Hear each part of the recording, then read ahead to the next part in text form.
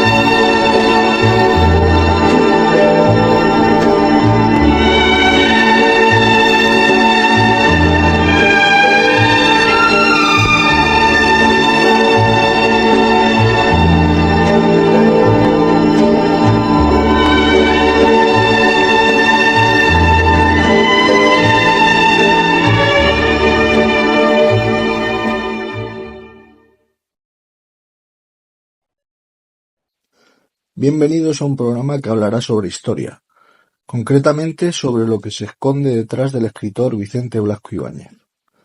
Por si no lo sabían, fue bautizado y registrado en la Iglesia de los Santos Juanes con el nombre de Vicente Antonio Juan, y para ello empezaremos con una cita del libro de Milton William Cooper, He aquí un caballo pálido. No creo en el destino, no creo en los accidentes. Ni puedo ni quiero aceptar la teoría de que largas secuencias de accidentes no relacionados determinan los acontecimientos mundiales. Es inconcebible que los que tienen el poder y la riqueza no puedan unirse con un lazo común, un interés común y un plan a largo plazo para decidir y dirigir el futuro del mundo. Para aquellos con recursos, hacer lo contrario sería totalmente irresponsable. Creo, pues, que se está jugando una gran partida de ajedrez a unos niveles que apenas podemos imaginar, y nosotros somos los peones. Los peones solo son valiosos en determinadas circunstancias, y a menudo se sacrifican para obtener una ventaja. Cualquiera que haya estudiado estrategia militar está familiarizado con el concepto del sacrificio. Los que hayan estudiado seriamente la historia probablemente habrán descubierto la verdadera razón por la que hacemos la guerra de forma regular. Vicente Blasco Ibáñez nació en la calle Jabonería Nueva, en Valencia, el 29 de enero de 1867. Pero Libertad Blasco, la hija de Blasco Ibáñez, dice que nació el día 28. Otra versión es la que aparece en la biografía publicada en 1977 por Pilar Tortosa, una familiar cercana a Blasco Ibáñez, donde se sugiere que la fecha correcta sería el 27 de enero. Con solo 12 años empezó a escribir. A los 14 ya tenía su primera novela. Ingresó con 21 años en la masonería el 6 de febrero de 1887, adoptando el nombre simbólico de Danton. Blasco adoptó el nombre de Danton en homenaje al abogado y político francés Georges-Jacques Danton, que jugó un papel decisivo en la Revolución Francesa. Formó parte de la Logia Unión número 14 de Valencia y posteriormente de la Logia Acacia número 25. Abandonó supuestamente la masonería en 1904 tras ser diputado durante 7 legislaturas, porque en uno de sus incendiarios discursos parlamentarios arremetió contra las fuerzas del orden por haber recibido un golpe de sable en la espalda en una manifestación, y llamó tenientillo sinvergüenza a su supuesto ejecutor. Solo había 3 tenientes que el día 22 prestaron servicio en la carrera de San Jerónimo, y entre ellos echaron a suerte retar en duelo al famoso escritor y diputado republicano. El enfrentamiento se desencadenó entre el teniente Al Stubbe, un hábil tirador, y Blasco. Ambos pactaron encontrarse en una finca acompañados de sus respectivos padrinos. Escogieron un espacio amplio y diáfano, donde, tras alejarse mutuamente dando 25 pasos con solemnidad, se desafiaron con sus armas. En el primer disparo ninguno acertó su objetivo. Sin embargo, en el segundo intento, Blasco cayó repentinamente al suelo sin mostrar señales de vida. Al acercarse los padrinos para confirmar su fallecimiento, descubrieron sorprendidos que la bala había impactado en la hebilla del cinturón de Blasco, quedando incrustada en el cuero. Aunque las reglas del duelo prohibían llevar cinturón, al no percatarse el padrino de Al Stubbe, no hubo lugar a ninguna acción posterior. Blasco abandonó el lugar ileso y con su honor intacto tras hacer las paces con el teniente. Blasco Ibáñez ya tuvo sus desaires con el doctor Moliner, al cual los masones adulan, y cuya estatua estaba muy cerca del ficus donde, en la Alameda, yo estuve. Y eso fue publicitado por el periódico La Correspondencia Militar, cuyo director, el señor Fernández Arias, fue retado en duelo también.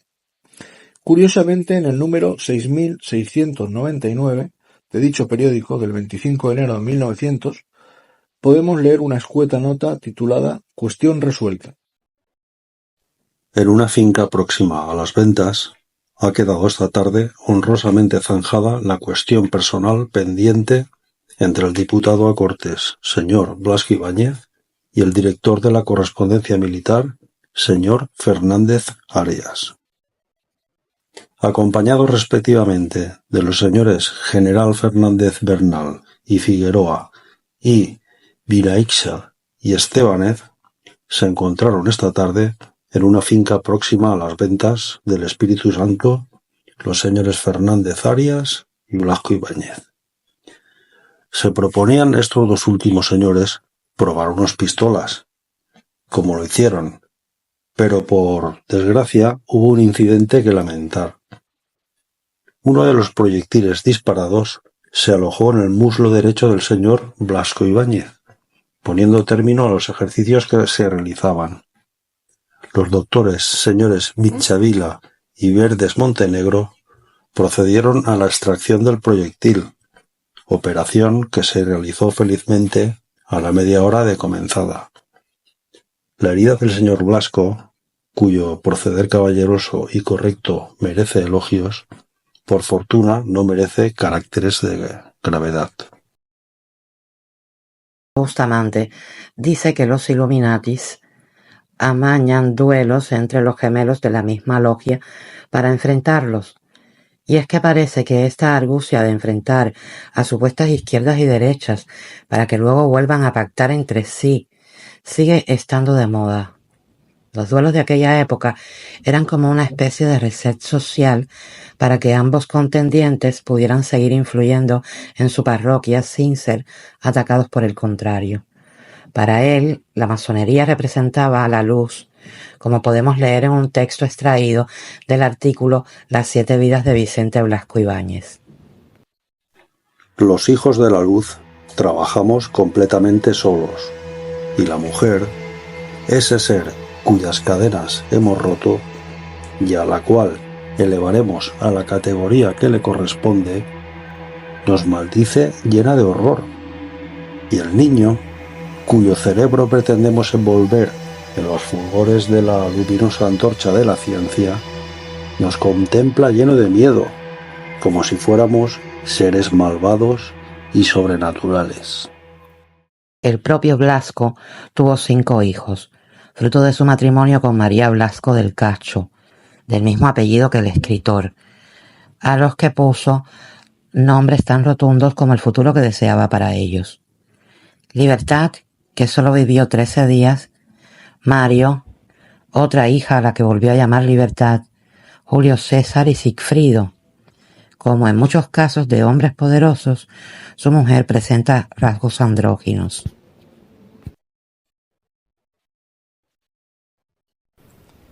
La historia no es algo lineal. Algunos de nosotros no nos creemos la versión dominante de linealidad o causalidad, donde determinados eventos del pasado provocan otros. Creemos más bien que la historia es una construcción, de la misma manera que se construyen los edificios en las ciudades y, en definitiva, las sociedades. Nosotros creemos que la historia es una construcción ritual. Y todo esto pasa por el papel fundamental de la masonería, que es el de la construcción. Los masones son los constructores. Y la historia se construye como se construye todo. Y se construye de manera ritual. Trabaja con patrones del pasado que se superponen sobre los que se superponen patrones nuevos que se van construyendo. Se trabaja con proporciones, con cifras y con símbolos. Con todos esos flujos, con toda esa lógica libidinosa agresiva de las sociedades que en un momento dado se activan, se catalizan, se instigan.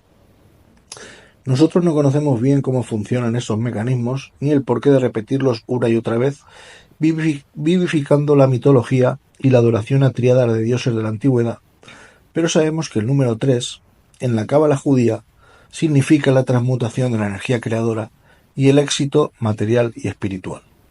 Hoy hablaremos de uno de esos instigadores, de uno de esos masones, de uno de esos personajes de la historia de los que solo podremos leer cosas buenas, ya que, como decía George Orwell, la historia la escriben los vencedores.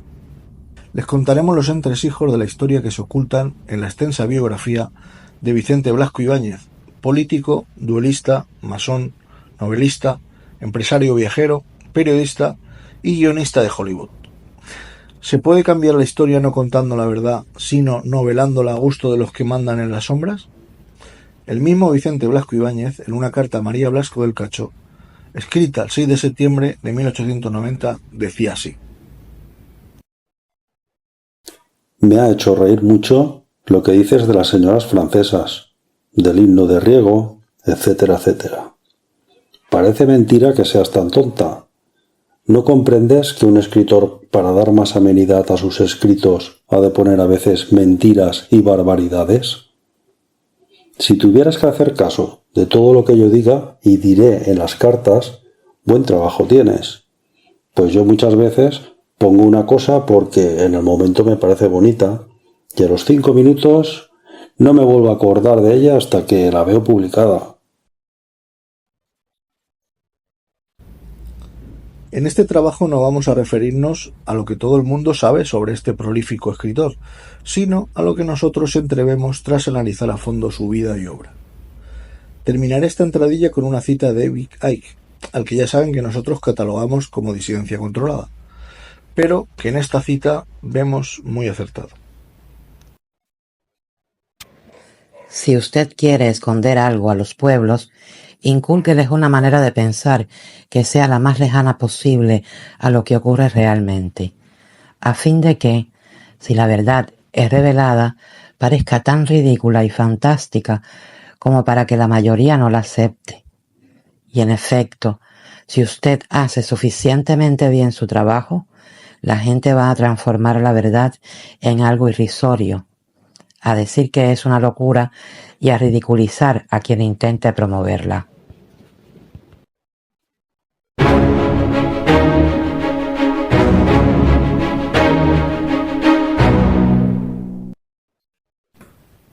El 20 de abril de 1884, el Papa León XIII escribe sobre la masonería en su encíclica Humanum Genus.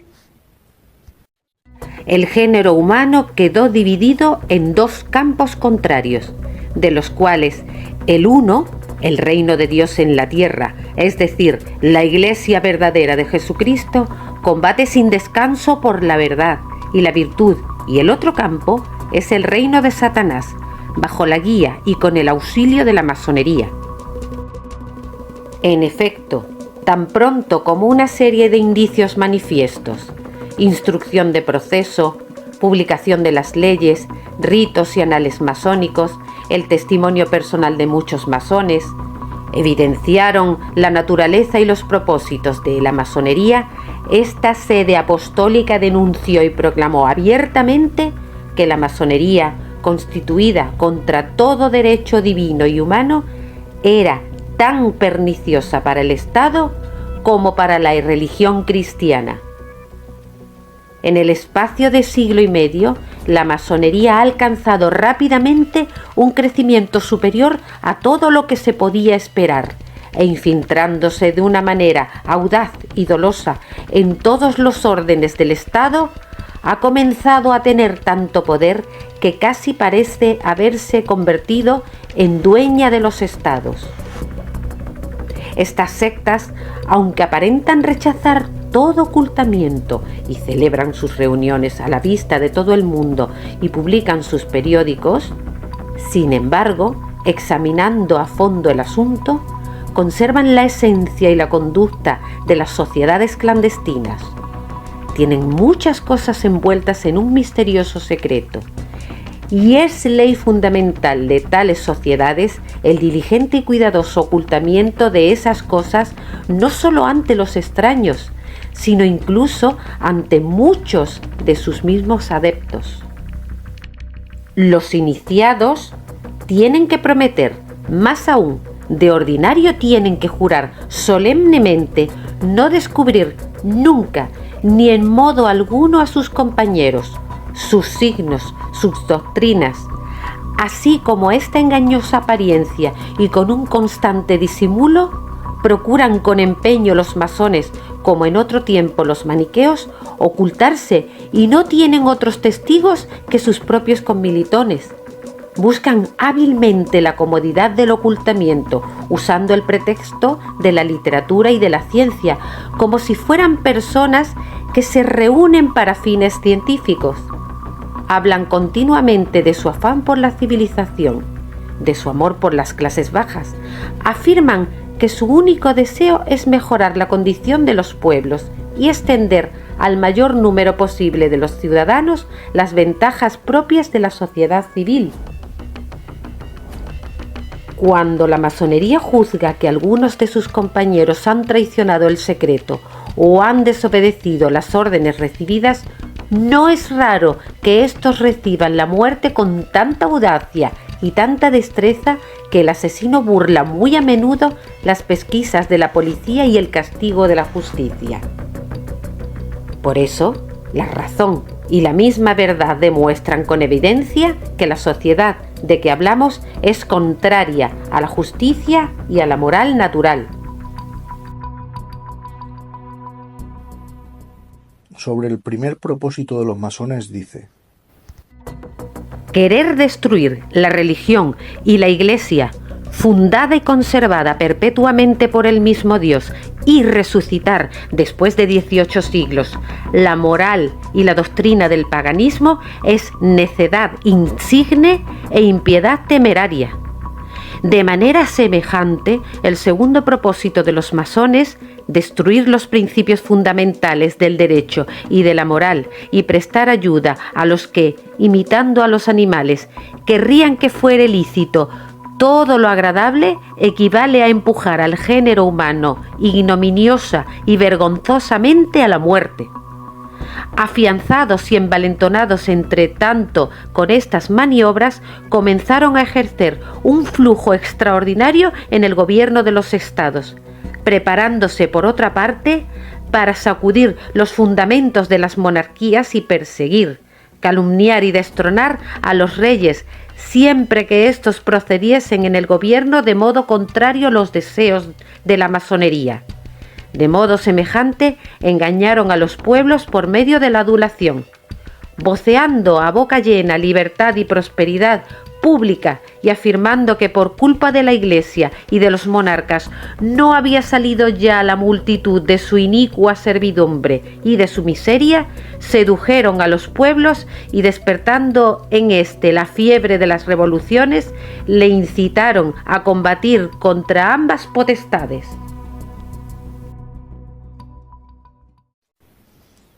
Para lograr que esta encíclica y que la opinión pública no creyese lo que la Iglesia Católica decía sobre los masones, se inventaron una argucia muy poderosa que todavía se sigue utilizando en la actualidad: la disidencia controlada. En esa época convulsa entraba en la masonería un joven Blasco que luego escribiría La araña negra, una novela dedicada a combatir a los jesuitas. Nada más publicarse esta encíclica, un masón llamado Leo Taxil empezó a publicar una serie de libros y dar conferencias en contra de la masonería tras fingir convertirse al catolicismo y anunciar su intención de reparar el daño que había causado la verdadera fe. Inventó una orden masónica satánica de nombre Palladium, cuyo objetivo principal sería el de dominar el mundo. Precisamente a los 13 años de la publicación de la encíclica del Papa Leo Taxil, acabó con su broma, en una conferencia de prensa organizada en la Sociedad de Geografía, en la cual confesó que sus revelaciones sobre los masones eran ficticias. Los masones arguyen todavía esta trampa para desacreditar todo lo que se sabe hoy día sobre ellos. El número 13 veremos que es muy importante en esta historia, ya que al igual que Taxil, un inexistente bloguero y catedrático de la universidad, Jorge Tadeo Lozano, Fabio Roa, fue entrevistado por el medio El Espectador, en un artículo titulado El número 13 en la elección del Papa Francisco, para explicar algunas curiosidades de este número y la elección de diversos papas.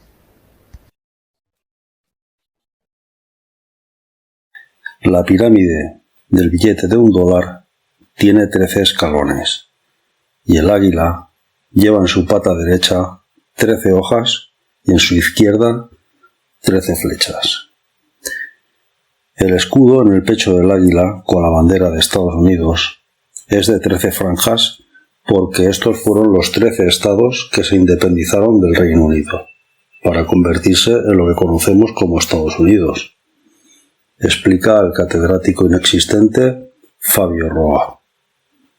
Asimismo, Roa agrega que sobre el águila está una estrella de David compuesta por 13 estrellas. Y aunque todos crean que es el número de la mala suerte, en la cábala judía el 13 significa precisamente lo opuesto, la suerte. Y para los masones es lo mismo que el 3, transformación.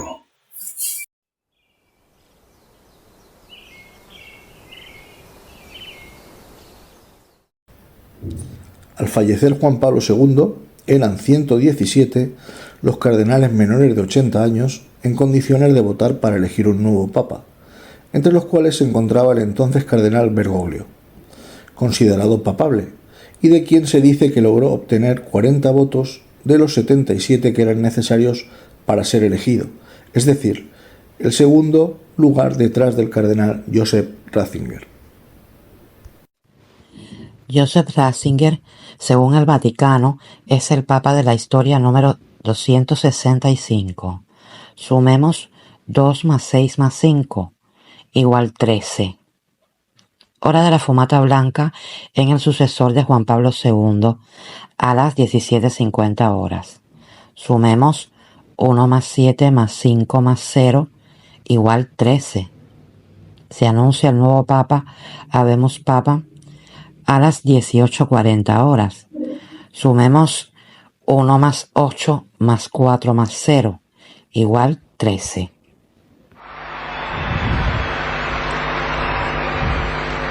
Habemos Papam.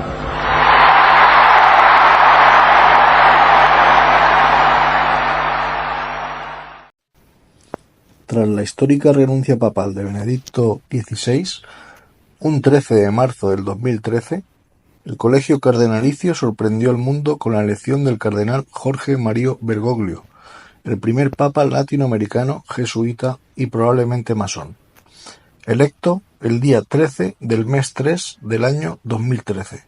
Sumados todos esos dígitos, el resultado es 13. Víctor San Vicens, creador de una secta religiosa, comenta en la conferencia El misterio del 13 y el Vaticano. El Vaticano es una caja de sorpresas. Aquí tenéis unos datos que no os van a dejar indiferentes de su relación con la numerología satánica cabalística. Después algunos dirán que muchos vemos conspiraciones por todas partes. Juan Pablo II muere el día 2 del 4 de 2005. Sumemos 2 más 4 más 2 más 0 más 0 más 5 igual 13. Juan Pablo II fallece a las 21:37 horas. Sumemos 2 más 1 más 3 más 7 igual 13. Significado del 13 en la masonería. Esta utiliza la cábala para dar significado a los números. El 13 es muerte y nacimiento, cambio total, transformaciones. 12 más 1 es igual a Mesías según la interpretación cabalística. Y en ocultismo es igual a 13, o sea, Lucifer, Satanás. 3 papas y vemos cómo el 13 ha regido sus destinos, lo cual nos indica que ambas facciones, la Iglesia Católica y la masonería, tienen por encima al verdadero poder religión en la sombra. La carta 13 del tarot es la muerte o cambio de ciclo, y como nos dice Pedro Bustamante en su obra En el nombre del falo, del ano y de la matriz transhumana, sobre el significado profundo del 13. 13 es el número de fragmentos de Osiris, que reconstituye Isis. Número 13 es el pilar en el que sacrificaron a la merovingia Diana de Gales. Osiris es desmembrado en 14 fragmentos, que son encontrados y restituidos por Isis, con la excepción del falo. Este falo es comido por los peces, y es justamente esa vesica piscis, una vejiga de pez, la que hace las veces de vagina sagrada. El pez se come al falo. Este es el significado profundo del número 13. Por eso, en la última cena, con 12 apóstoles y un Cristo, víctima sacrificial, que suman 13, nos habla de una hierogamia oculta, pero con un falo que es el participante número 14 en la hierogamia sacrificio. El cordero encubre la cordera. El sacrificio del cordero encubre otro sacrificio de la cordera y la hierogamia del cordero y la cordera. En mi artículo Daniel Sancho, muerte y resurrección de Osiris en 3 actos, vemos como de nuevo están ejecutando un nuevo ritual con la muerte y desmembramiento en 14 trozos del cirujano colombiano a manos de Daniel Sancho, procedente de una saga de actores. Curiosamente es un papa con un 13, León XIII, el que inicia la falsa pugna por el control de las masas entre la Iglesia Católica, en este caso, y el laicismo que abandera la masonería. 4 años más tarde, en 1888, Blasco Ibáñez es un joven de 21 años que hace solo 40 días que acaba de obtener su licenciatura en Derecho. Aprovechando una ceremonia de adopción masónica de 2 niños en Valencia, el hermano Blasco pronuncia un discurso exaltando la significación del acto.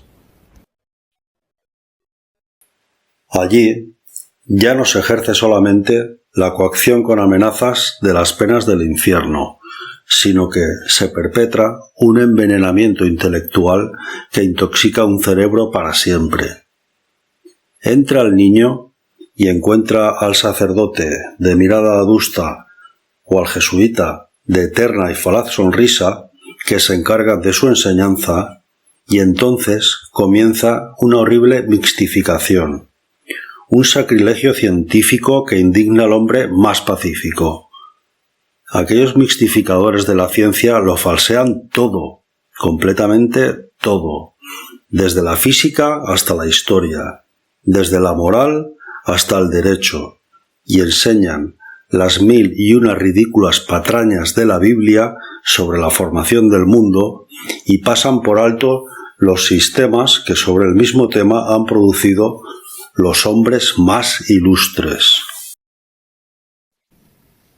Como podemos leer en el trabajo Por una sociedad laica, masonería y educación infantil durante la Restauración, las ceremonias de adopción masónicas tuvieron su origen en la masonería francesa del siglo XVIII, cuando las logias instituyeron la adopción de mujeres y más tarde la de los niños.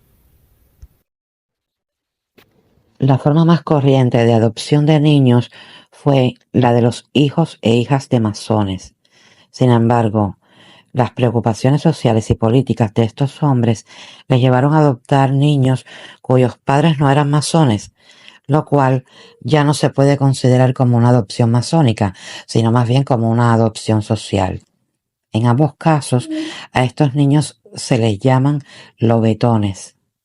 Para algunas logias, el objeto de la adopción es obligar a los miembros de una logia a vigilar sobre la educación del niño y al mismo tiempo proporcionarle una ocupación honrosa de que pueda subsistir por medio del trabajo.